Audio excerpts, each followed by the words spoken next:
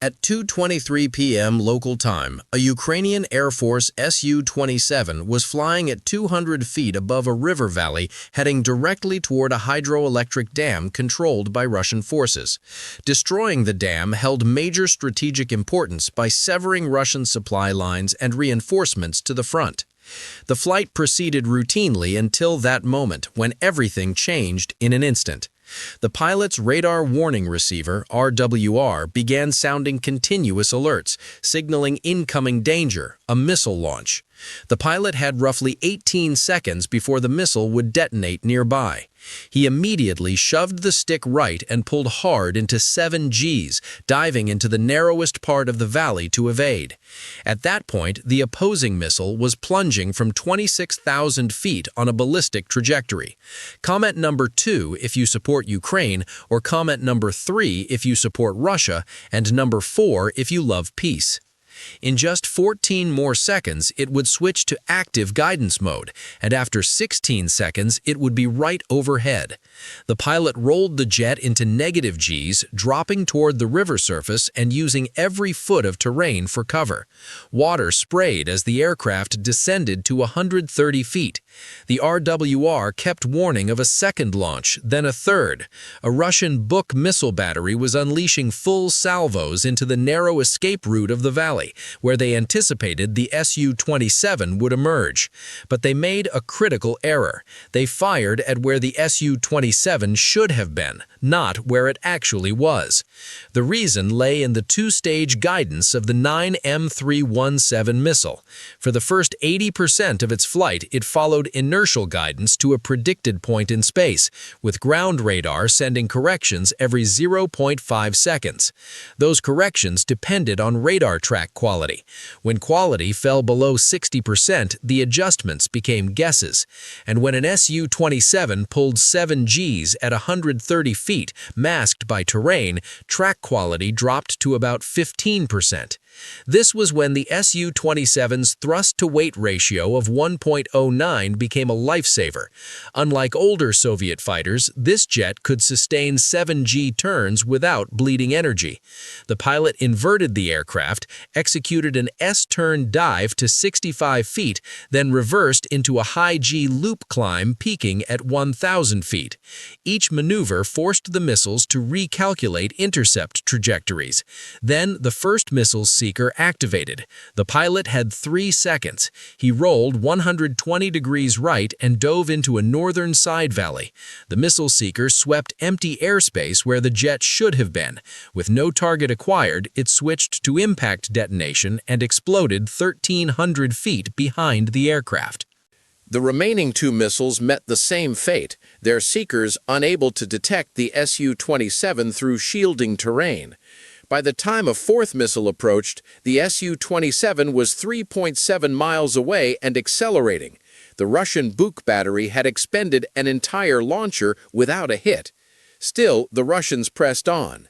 A second launcher, 1.9 miles south, offered a better firing angle into the valley. Its fire control radar locked the Su-27 as it crossed a 1.2-mile gap between mountain ridges. Track quality rose to 75%, sufficient for a high-accuracy shot.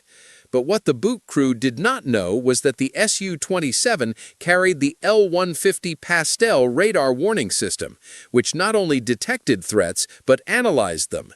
It measured pulse repetition frequency, scan pattern, and signal strength of the Buk radar, calculating the battery's position to within 650 feet. The pilot knew precisely from which direction the next missile would come. The only question was whether he could evade in time.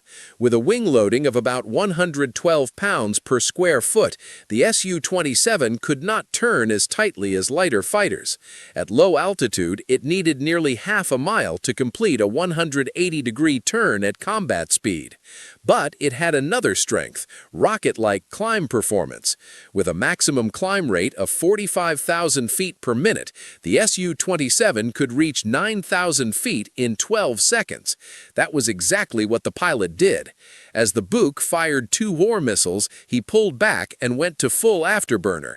The jet surged upward at a 70-degree nose angle. The twin AL-31F engines, each producing 27,500 pounds of thrust, propelled the aircraft past 5,000 feet in 15 seconds. This placed it beyond the Buk's optimal intercept envelope for low-flying targets. The 9M317 was optimized for targets below 50,000 feet. When a target suddenly climbed from 200 feet to 5,000 feet in the final phase, the missile's control surfaces lacked the authority to match the climb rate. It tried to lead the target but overshot badly, as its algorithm assumed conventional flight behavior, not a 1,000 foot per second zoom climb. Both missiles passed under the Su-27, their proximity fuses detecting the aircraft but judging the distance too great for effective engagement. They detonated harmlessly 650 feet below. Yet that zoom climb had exposed the Su-27 to every radar within 60 miles. The pilot had traded one threat for another. As he leveled at 5,200 feet and descended again toward the dam, a new alert flashed on his threat display. A Russian A-50U mainstay airborne early warning aircraft had been orbiting 59 miles southeast of the dam at 33,000 feet for the past 3 hours. Its Shmel-M radar could track up to 300 high-altitude bomber targets out to 400 miles, or low-flying fighters to about 130 miles. But the Su-27, hugging the river valley, appeared only as intermittent radar blips every few seconds. The A-50 radar crew spotted a pattern. Every 20 to 30 seconds, something disrupted the radar picture for 1 to 2 seconds, too brief to classify, but moving east at roughly 400 miles per hour. After correlating 12 such ghost returns, the computer assessed a 78% probability of a low-flying intruder following the river network. This was where the A-50 proved its worth. The crew relayed beta-linked targeting data to the nearest Russian Su-35 on combat air patrol 21 miles from the suspected contact. The message included bearing, estimated speed, altitude band, and predicted intercept geometry. Within 1.7 seconds, the data appeared as a target box on the Su-35's multifunction display. The Su-35 pilot advanced his twin AL-41F1S engines to military power, each delivering 32,000 pounds of thrust, and turned onto the intercept vector. Without A-50 guidance, he would have searched thousands of cubic miles with his own radar. With support, he focused his 20-kilowatt radar on a 6-mile-wide terrain strip where the target was certain to appear. He selected 2 R-77 missiles under the wings and checked attack parameters. Target altitude 1,300 feet and descending. Target speed 485 miles per hour. Target aspect 40 degrees off nose. Range 22 miles. This was near-perfect geometry for a beyond visual range intercept. What made this attack far more dangerous for the Su-27 than the Buk salvos was the R-77's far more advanced seeker.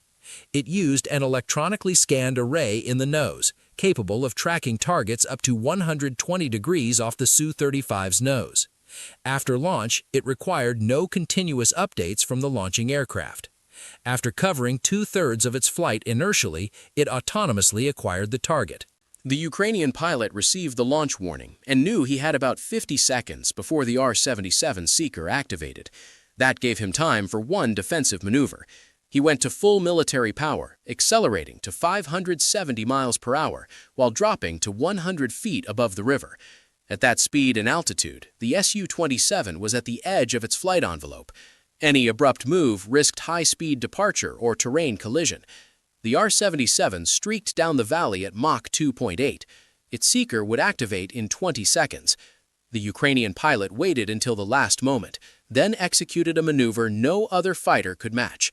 He pulled 9.5 Gs while inverting, leveraging the Su-27's superior thrust-to-weight to hold energy through the turn. The jet's flight control system prevented departure, despite a 15-degree angle of attack at 100 feet. The missile seeker activated just as the Su-27 vanished behind a mountain ridge. The R-77 immediately faced trouble. Instead of open sky, it saw only a wall of ground clutter. The Su-27 had ducked behind a 1,600-foot ridge at the precise moment of seeker activation, blinding the missile at a critical instant. The weapon's logic had to decide, climb over the ridge to reacquire or predict based on final trajectory and detonate. It chose the former, climbing to clear terrain and adding 3 seconds to flight time. Those 3 seconds changed everything. As the R-77 topped the ridge, the Su-27 had turned 90 degrees and accelerated into a perpendicular valley. The seeker swept its 120-degree field, but found nothing. With only 2 seconds of fuel left, the missile defaulted to backup logic, computing the Su-27's position from last speed and heading, then detonating its 48-pound warhead there. The blast scattered 4,000 tungsten fragments in a 100-foot radius. But the Su-27 was 2,600 feet away on a different heading.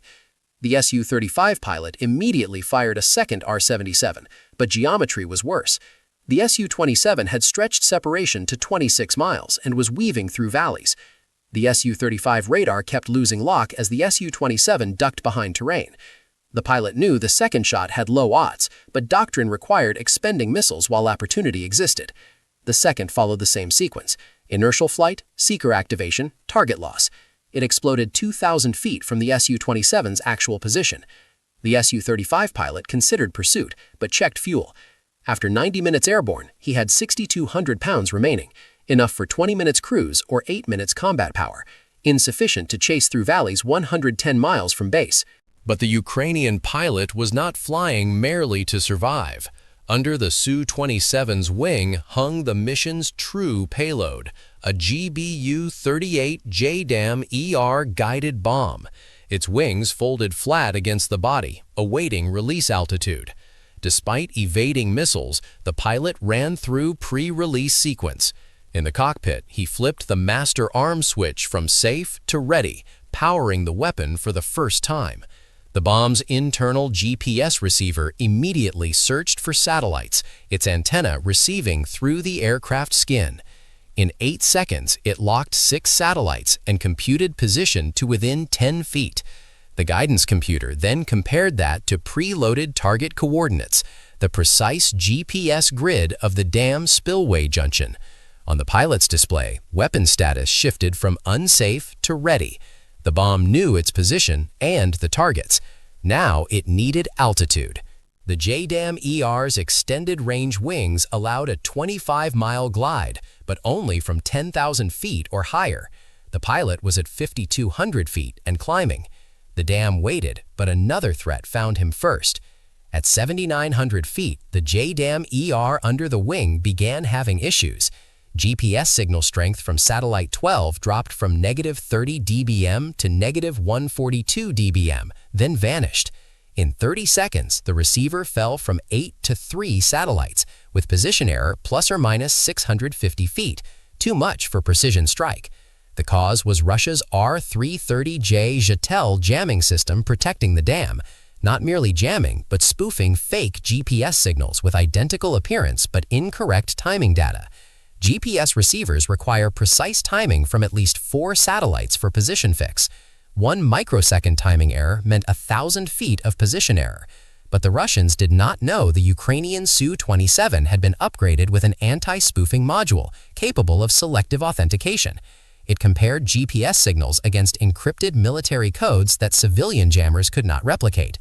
While the commercial JDAM receiver jammed, the military one held 4 authenticated satellites. The pilot monitored both displays. The JDAM thought it was 1,300 feet north of actual position, but the military receiver knew exact location. The issue was whether the JDAM would accept a late position update mid-mission. Bomb software rejected large position changes post-release to prevent spoofing, but allowed a final pre-release update if the pilot entered the correct code. As the aircraft reached 9,500 feet, GPS jamming intensified. The Zhetel system detected the aircraft signal and focused all 4 antenna arrays on the threat, ramping jamming power from 100 watts to 500 watts, fully saturating the JDAM receiver. But the pilot had anticipated this. He flew a precise path to position himself in a narrow jamming gap at exactly 10,000 feet. The gap existed because JTEL antennas optimized for low-altitude coverage. Above 10,000 feet, the jamming pattern had a 10-second clear window as the aircraft passed through. The pilot had calculated for that window. When the altimeter hit 10,000 feet, the military GPS receiver suddenly locked 8 satellites with 10-foot accuracy. The pilot entered authorization code. The JDAM accepted the update. He hit release. The bomb separated cleanly and deployed wings. In 4 minutes 12 seconds, it would either strike a critical dam structure or miss entirely. The moment the JDAM-ER left the pylon, a mechanical sequence began that would determine if it reached the target. In slow motion, 4 wing panels, 2 per side, folded flat in grooves along the bomb body. Upon release, spring actuators fired simultaneously, pushing wings outward on hinge arms. Each panel rotated 90 degrees from folded to deployed in 0.3 seconds. Locks snapped into place, rigidizing the new wing structure. Tail fins deployed similarly, folded during carriage, then snapping out for guidance control. Half a second after release, the JDAM-ER transformed from a blunt cylinder into a glider with 6-foot wingspan. But as wings opened, the bomb's GPS receiver went blind for 3 seconds due to concentrated JTEL jamming post-release. Still, 3 seconds of clean GPS post-release sufficed for a final inertial update. Inside the bomb's guidance computer, 3 sensors debated position. GPS reported no data. Inertial measurement unit said we are here, plus or minus 100 feet. Radar altimeter said altitude 9,670 feet above ground. The computer algorithm had to decide which to trust. Few understand that smart weapons need only good enough data, not perfect. The JDAM inertial system used ring laser gyros accurate to 0.003 degrees per hour and accelerometers sensing changes to 0.00001 g. Over a 4-minute flight, these accumulated about 130 feet of error. The bomb descended through 6,500 feet, then 3,300 feet, then 1,600 feet. The flight control computer made small corrections every 100 milliseconds, comparing actual trajectory to planned. Without GPS, it could not correct for wind drift pushing 6.5 feet per second northeast. By impact, that added 80 feet. Combined with inertial error, total was 210 feet. But Ukrainian intelligence had planned ahead. They did not target the narrowest weak point, but a 230-foot section where the spillway joined the main dam structure. Hitting anywhere in that zone would let water pressure do the rest. At 650 feet, the bomb entered final dive. Control surfaces commanded maximum nose down, driving impact angle to 73 degrees. Speed rose from 175 miles per hour to 255 miles per hour.